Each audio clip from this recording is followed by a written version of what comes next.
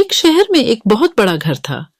उस घर में मनीष अपनी 3 बेटियों के साथ हंसी खुशी रहता था। मनीष का शहर में बहुत बड़ा व्यापार था। उसके घर में किसी चीज की कमी नहीं थी, सिवाय एक चीज के।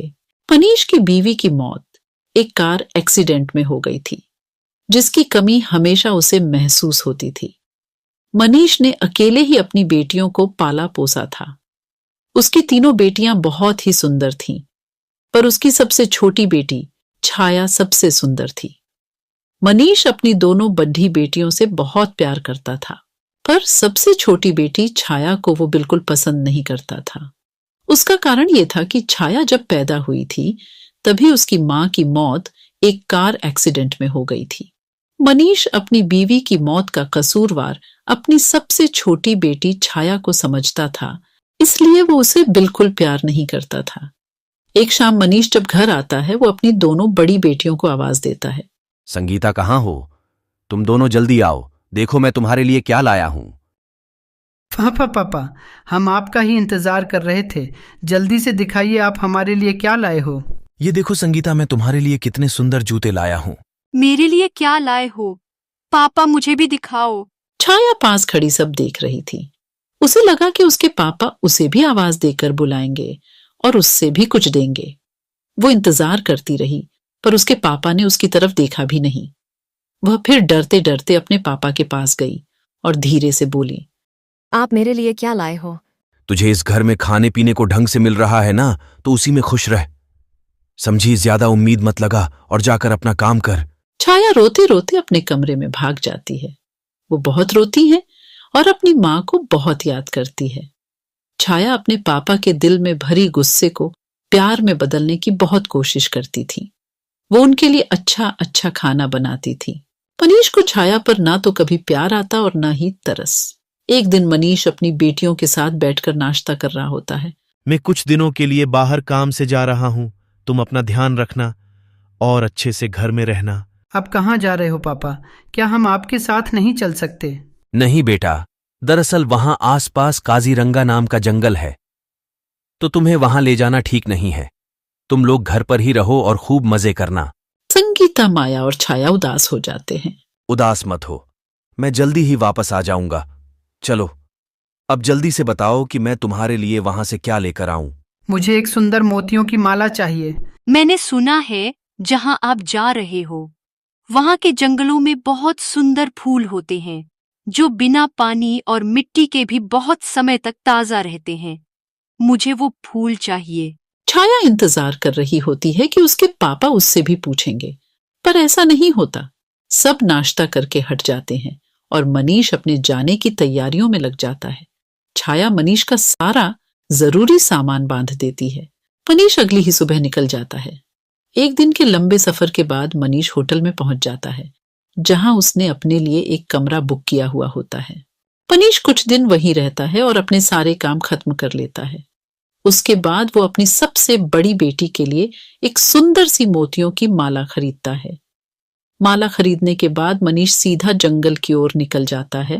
वो माया के बताए फूलों को बहुत ढूंढता है, पर वो उसे कहीं नहीं मिलते। फूल ढूंढते ढूंढते वह जंगल के बहुत अंदर पहुंच जाता है।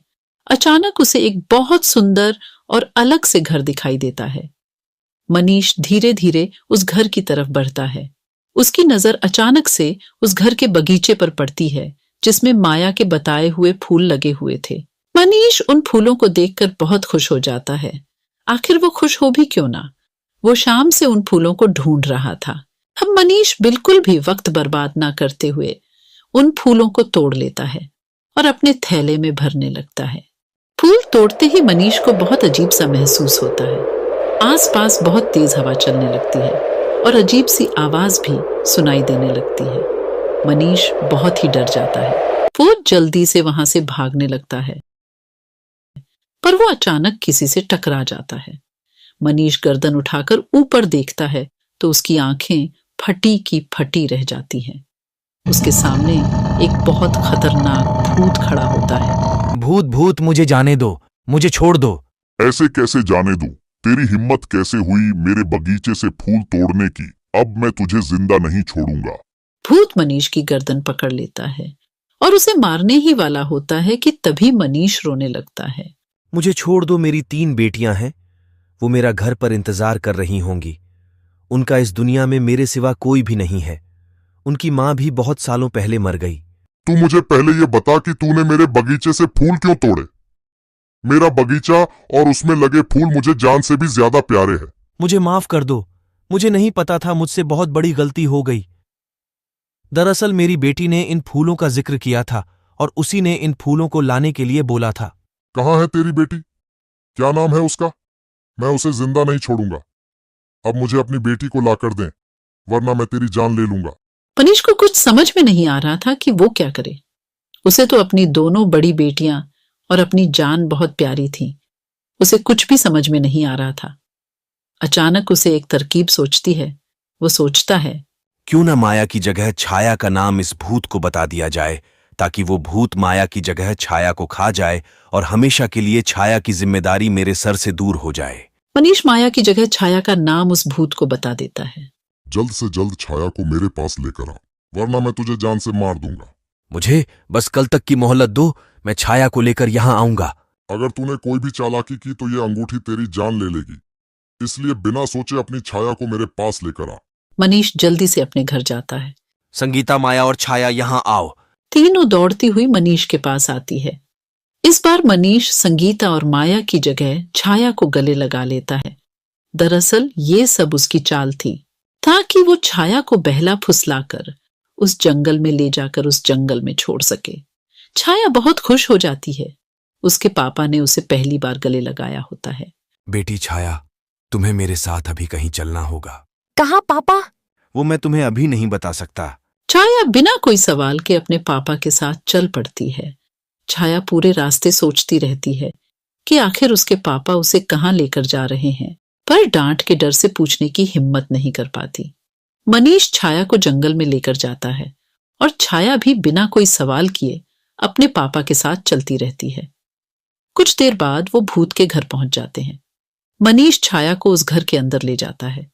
घर के अंदर एक बहुत ही डरावना भूत बैठा होता है। छाया उस भूत को देखकर बुरी तरह चिल्लाने लगती है।